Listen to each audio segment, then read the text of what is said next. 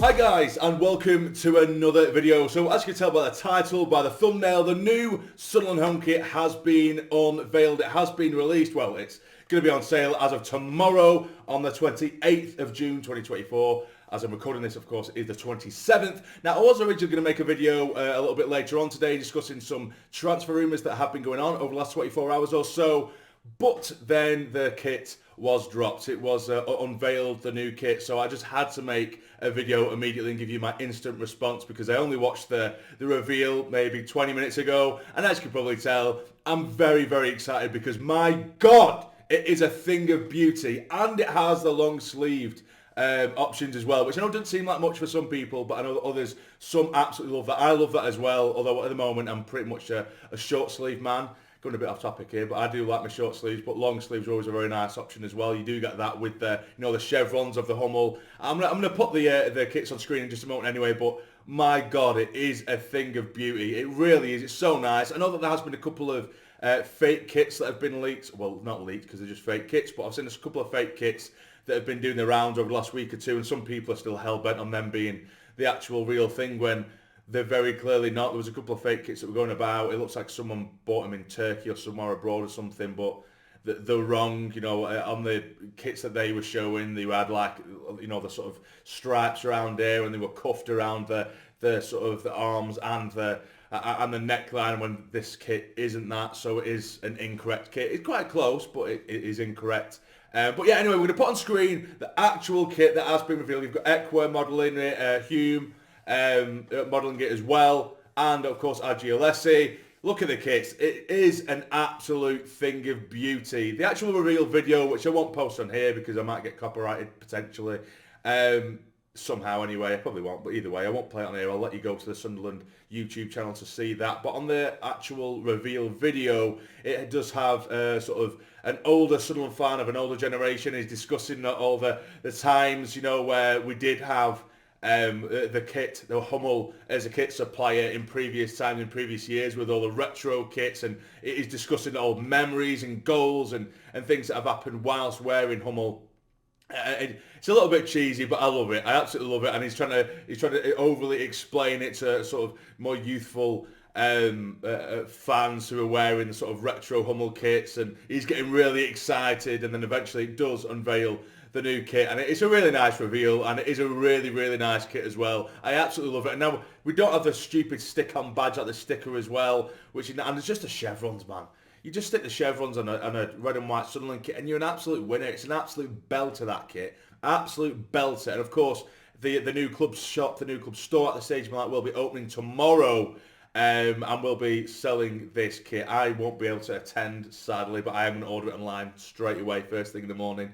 And I can't wait. I have no idea what the fitting is going to be like. I've heard that some Hummel kits are quite slim fitting, so there's every chance I might order a kit too small for me, then I have to reorder it again, but that's my problem. But either way, yeah, that is the Hummel kit, the new Sunderland kit. What do you guys think? 10 out of 10 for me. Absolute 10 out of 10. I think it's a thing of beauty. I love that kit. Absolutely love it. But like I say, let me know in the comments down below what you guys think of the kit as well. Now, getting into the rumours. Well, I say rumours, it's pretty much official at this point because Fab Online on Twitter has been stating that apparently Crystal Palace have been in lengthy negotiations with Sunderland regarding Jobe Bellingham, but Sunderland and the hierarchy have remained strong. We've had a bit of a backbone, and we have said no to several offers apparently, and it looks like we're sticking out for a minimum of £20 million for Jobe Bellingham. And for me, if we got anywhere near that kind of money for Jobe Bellingham, I think that would be absolutely incredible business. I think that would be phenomenal business because I think, as I keep on saying, I think personally, with another season under his belt, I think even if he just has an okay season with us under his belt, I think he will hold his value. I think he's purely because of his name alone and of his age, and he has unbound potential. But going straight off the back of last season, if you look at just that alone, I think 8-9 million is where he's worth, maybe 6-7, and I wouldn't have been too pissed off if that was the case. But 20 million, absolutely no. But if he goes this season with us and has a phenomenal season, that could be doubled. If he goes and has an absolute blinder of a season, gets himself 15 goals and 10-15 assists as well from centre mid or wherever they end up playing him in the end, he'll end up being worth 30-40 million. So it's whether we really need to sell. This is why I do, as much as we do give the hierarchy shit for certain things, for ABC, to get him on a long-term deal. He's got 3 years left on his contract. So we're not in a position where we need to sell, but to put a 20 million price tag on him, and if we do get that, that would be outstanding.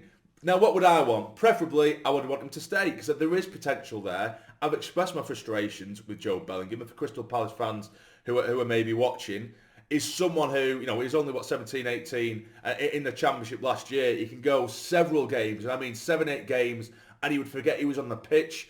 He would be sort of walking around the pitch. He isn't the quickest. But then out of nowhere, he'll have a game or two where he'll spin a man, he'll run at him, and he'll pop it in the top corner, and he'll have an absolute blinder, 10 out of 10 performance, and then straight away again, anonymous, and he'd forget he's on the pitch. But we persisted with him for so long, and I think we just ran the lad into the ground. There were times where he looked absolutely exhausted, and when he's trying to track back, he was going at an absolute snail's pace, but we just kept on playing him, running him to the ground, and then the second we did give him a break, when he come back, the day he come back, the first game he come back from a short stint out, and he was absolutely outstanding. So it's just someone who has been mismanaged by us this season, but also at the same time, he's just learning his trade, he's learning the game, and I think I would preferably like to see him stay for at least another season. But like I say, if we get the 20 million for him, then I'd snap your hand off for that, man. I mean, let's be totally realistic. He isn't worth 20 million at the moment in time anyway. Like, right now, he isn't. But that is the latest rumour. And also, another one regarding Jack Clark. We haven't spoken about Jack Clark for a while because there's been other things going on, of course, with the head coach. I'm fully expecting of Jack Clark to leave this summer. I hope he doesn't, but I think he will. Now, apparently, Sunderland have slapped a 30 million price tag on Jack Clark. And if that is the case again, fair play to hierarchy. If you're not bending over at the first sniff of cash, some people, they do say that they're scraping for money, and if that's the case, they would have accepted offers for both Jack Clark, Bellingham, and others months ago, but they didn't. So you need to give credit where credit is due. I always give them shit when shit is due, but or criticism when criticism is due.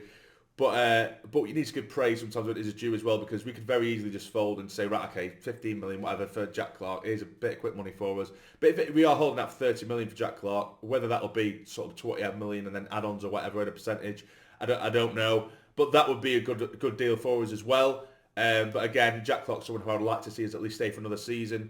I think if Jack stayed for another season, we got promoted, he would stay with us. But at the moment, you just don't know. We don't know what the squad's going to be looking like from the beginning of the season. There's going to be a lot of question marks for players, whether they want to stay or go. So yeah, 30 million that has been put on the head of Jack Clark. And one more thing before I do go. Chris Rigg. Now, the Chris Rigg situation, there was a Facebook post, but essentially, I know it's bloody Facebook, but apparently Chris Rigg's dad, also called Chris, put up a bit of a, what's the word, a very vague sort of post saying something like, I can't remember what the exact term was for it, or the exact quote for it, I can't remember the quote essentially. It was essentially something along the lines of, are things looking up, or things looking great, and then add the emojis with the football, 100%, and all that kind of shit. Things are looking up, things are looking great, whatever it was. But essentially people gleaned from that meant that Chris Rigg had taken up the option to sign a new deal. However, we need to remember that Chris Rigg's dad is also a Newcastle fan. He's a massive Magpie. So that could have equally meant that he's gone over to the Mags. That could have equally meant that. But after doing a little bit of research, apparently some people who are on the side of Newcastle fans will apparently know Chris Rigg's dad. It was nothing to do with Chris Rigg at all. So apparently that's the case anyway at the moment. The post was nothing to do with Chris Rigg. So I thought I'd either just not necessarily debunk it, because it could still mean anything, but just from what I've seen, I thought I'd let you know what that meant. Bit of a mess, I know. I tried to explain that the best as I could, and it'd probably come out an absolute state, but I thought I'd keep you guys updated anyway. But yeah, anyway, so that is everything as of right now, guys. What do you guys think of the new home kit? That has put me in such a good mood. That is such a beautiful kit, that, man. Absolutely beautiful kit. What do you think about the pricing of Jobe Bellingham at 20 million? What do you think about the pricing of Clark at 30 and Chris Rigg? Again, it was just a bit of a mess at the end of the video there. I tried to discuss that, but trying to explain it was a bit of a mess as well. So, Either way, if you've enjoyed, hit the like button for me. It'd be massively, massively appreciated. And subscribe to the channel if you're not already. There's still at 55-60% of you guys that are watching regularly and haven't subscribed. It means so much. It takes 1 second. Click the subscribe button. You're done. It's free and it really helps out. But yeah, if you do enjoy the videos and you're watching regularly, please do subscribe. But I'll leave you guys to it. Enjoy the rest of your day. Take care and stay jammy. How are the lads?